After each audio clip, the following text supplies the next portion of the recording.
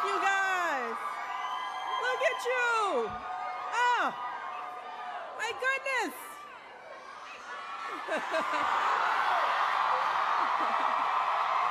Oh, my goodness. Well, let's get started here. You guys have been standing up for a while, right? So let's start talking about some stuff. First of all, let me just say I am thrilled to be here today to support the next President and Vice President of the United States, Hillary Clinton and Tim Kaine. Yes. I have to do a few thank yous before we go in. I want to thank Henry for that wonderful introduction, for sharing his story. I want to thank all the members of Congress who were here today, Representatives Bobby Scott, Jerry Connolly, and I also want to recognize our outstanding DNC chair, Donna Brazile.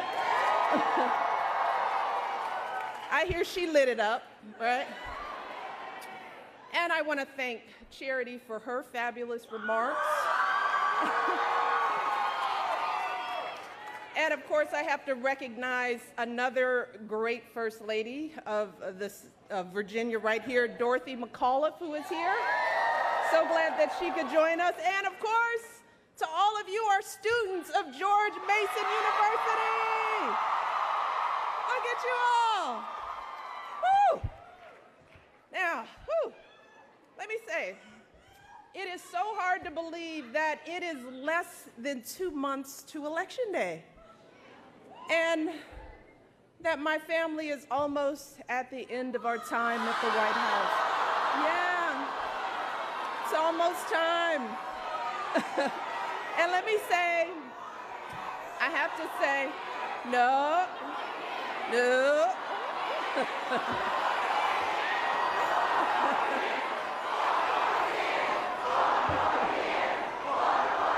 Let me say this. You have me and Barack working on your behalf for the rest of our lives, so no need to worry. We're going to be here. But let me just tell you, this time is really bittersweet for me. It's a time of real transition for me and Barack and our girls. My husband's going to need a new job. I'm going to have to find a job. We're going to be moving to a new home, so we'll have to pack. We got to get the old house cleaned up so we can get our security deposit back. But in all seriousness, this isn't just a time of transition for my family, but for our entire country as we decide who our next president will be. And transitions like this can be difficult. They involve a lot of uncertainty. And we saw that in 2008 when Barack was first elected. I don't know if many of you were old enough to remember. You remember? But back then, people had all kinds of questions about what kind of president Barack would be. Things like, does he understand us? Will he protect us? And then, of course, there were those who questioned and continue to question for the past 8 years, up through this very day, whether my husband was even born in this country.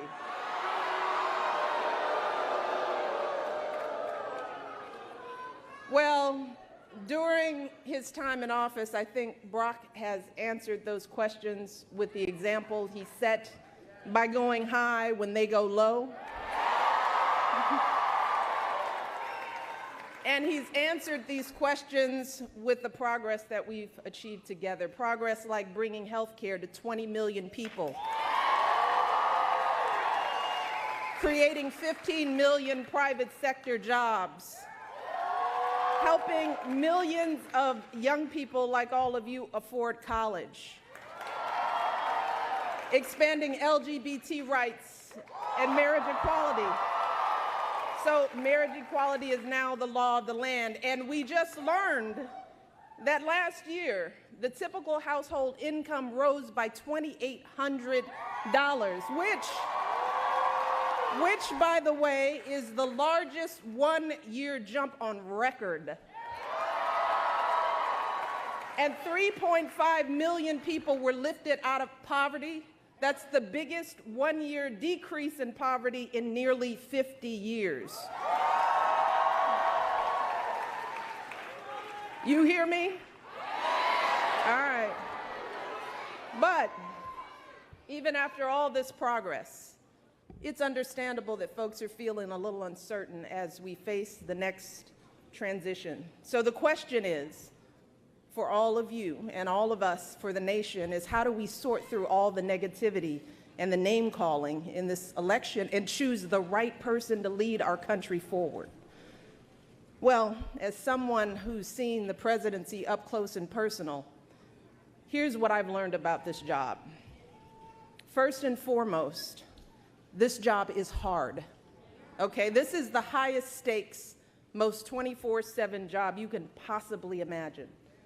The issues that cross a president's desk are never easy, none of them.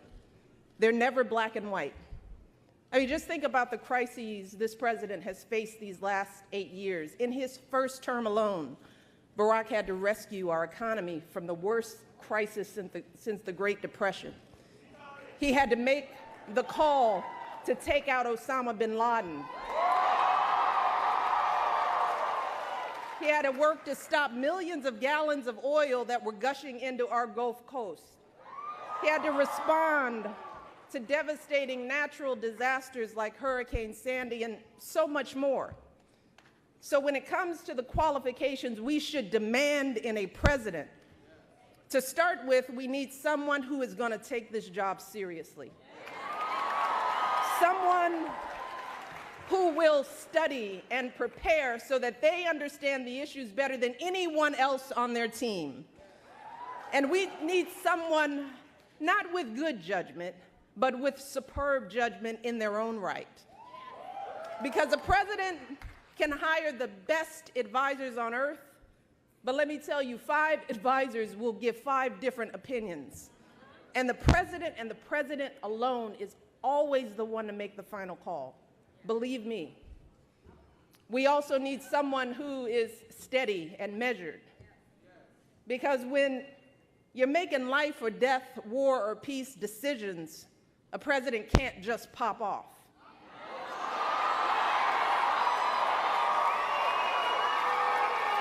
Finally, we need someone who's compassionate, someone who's unifying, someone who will be a role model for our kids, someone who's not just in this for themselves, but for the good of this country. See, at the end of the day, as I've said before, the presidency doesn't change who you are, it reveals who you are. And the same thing is true of a presidential campaign. So if a candidate is erratic and threatening, if a candidate traffics in prejudice, fears, and lies on the trail, if a candidate has no clear plans to implement their goals, if they disrespect their fellow citizens, including folks who've made extraordinary sacrifices for our country, let me tell you, that is who they are. That is the kind of president they will be. Trust me, a candidate is not going to suddenly change once they get in office. Just the opposite, in fact, because the minute that individual takes that oath, they are under the hottest, harshest light there is. And there is no way to hide who they really are. And at that point, it's too late. They're the leader of the world's largest economy, the commander-in-chief of the most powerful military force on earth. With every word they utter, they can start wars, crash markets, change the course of this planet. So who in this election is truly ready for this job? Who do we pick? Well, for me, I'm just saying, it is excruciatingly clear that there is only one person in this election we can trust with those responsibilities, only one person with the qualifications and the temperament for that job, and that is our friend Hillary Clinton.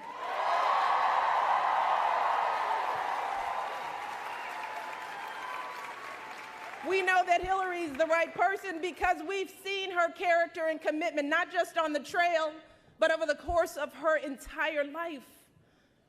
We've seen her dedication to public service, how after law school she chose to be an advocate for kids with disabilities. She fought for children's health care as First Lady, for quality child care as a senator. And when she didn't win the presidency in 2008, she didn't throw in the towel. She once again answered the call to serve, keeping us safe as our Secretary of State. And let me tell you, Hillary has the resilience that it takes to do this job. See, because when she gets knocked down, she doesn't complain or cry foul. No, she gets right back up, and she comes back stronger for the people who need her the most. And here's what is also true, and I want you all to think about this. Hillary is one of the few people on this entire planet, and clearly the only person in this race who has any idea what this job entails, who has seen it from every angle. Hear me, the staggering stakes, the brutal hours, the overwhelming stresses. And here's the thing, she still wants to take it on. See, because she believes that she has an obligation to use her talents to help as many people as possible. That is why she's running. Now, let me tell you, that is what dedication looks like. That is what love of country looks like. So when I hear folks saying they don't feel inspired in this election, well, let me tell you, I disagree. I am inspired. Because for 8 years, I have had the privilege to see what it takes to actually do this job. And here's what I absolutely know for sure. Listen to this. Right now, we have an opportunity to elect one of the most qualified people who has ever endeavored to become president. Hillary has been a lawyer, a law professor, First Lady of Arkansas, First Lady of the United States, a U.S. Senator, Secretary of State. Do you hear me? See, that's why I'm inspired by Hillary. I'm inspired by her persistence and her consistency, by her heart and her guts. And I'm inspired by her lifelong record of public service. No one in our lifetime has ever had as much experience and exposure to the presidency. Not Barack, not Bill, as he would say, nobody. And yes, she happens to be a woman.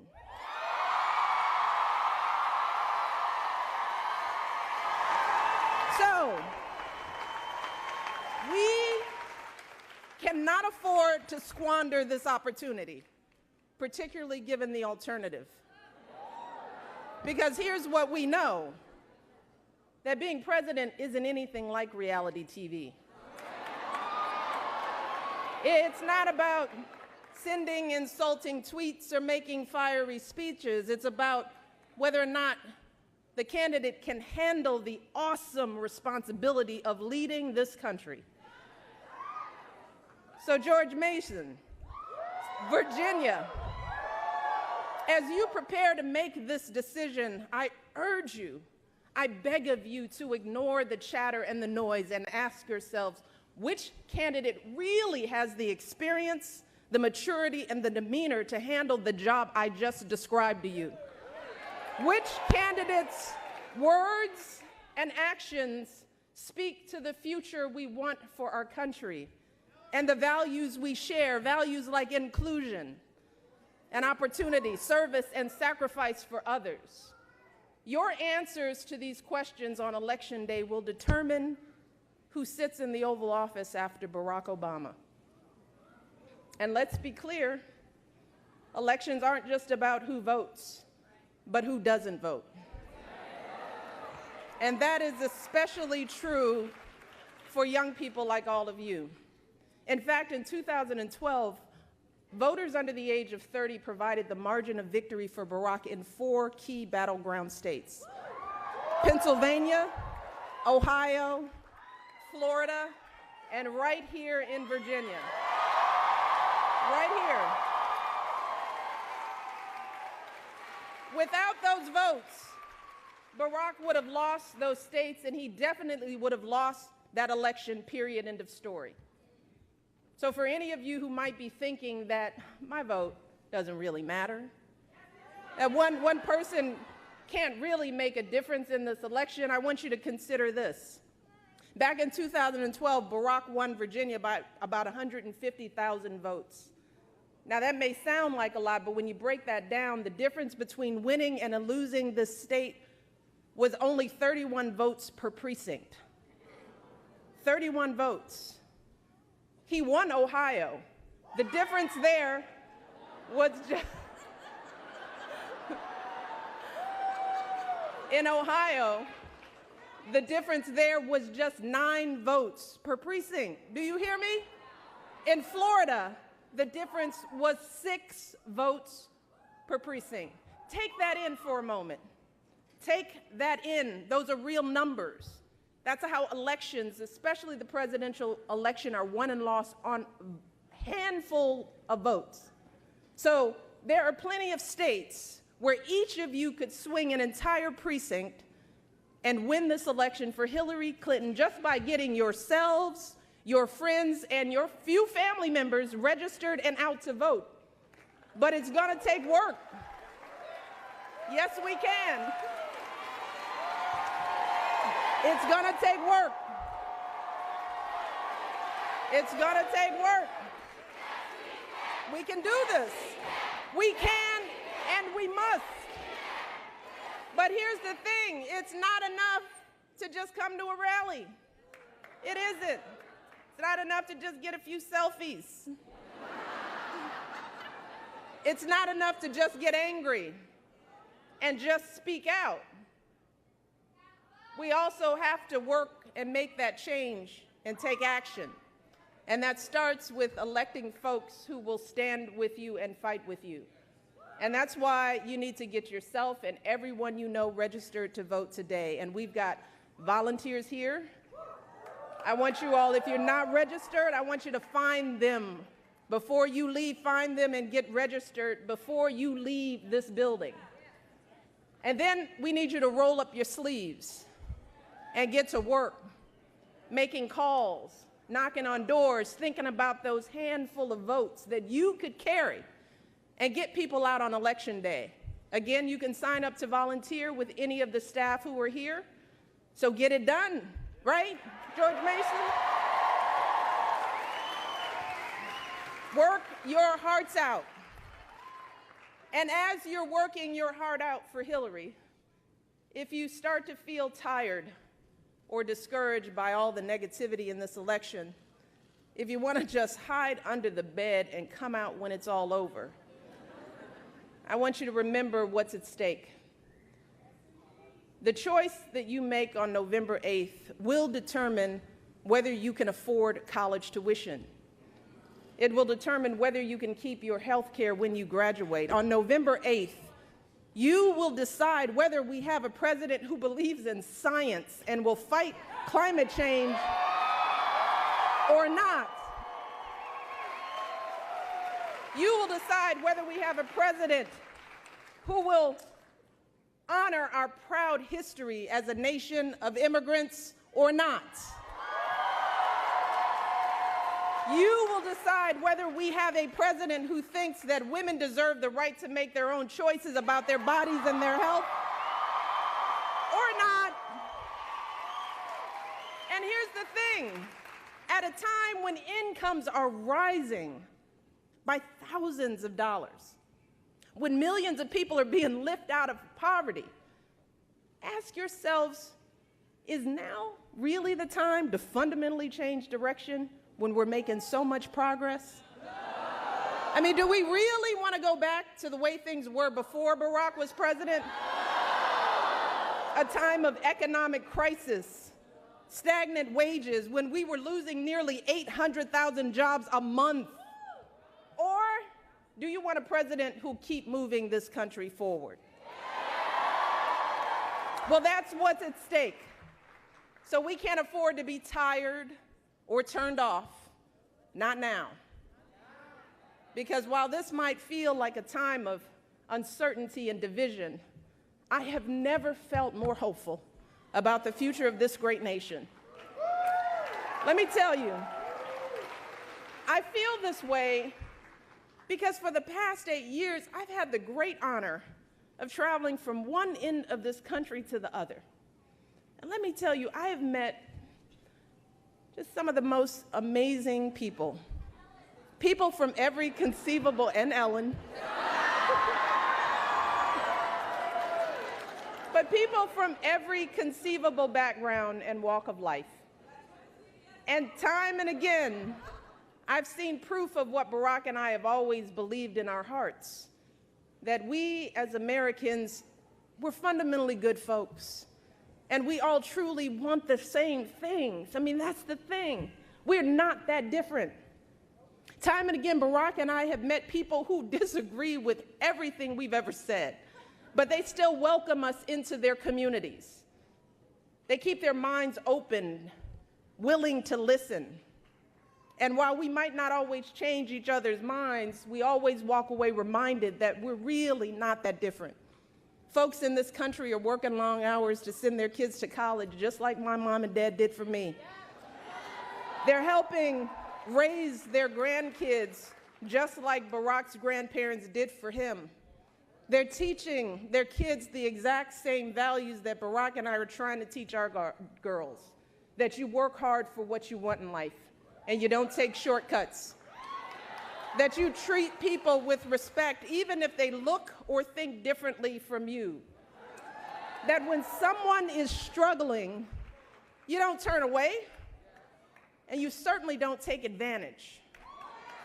No, you imagine walking a mile in their shoes, and you do what you can to help, because that's what we do in America.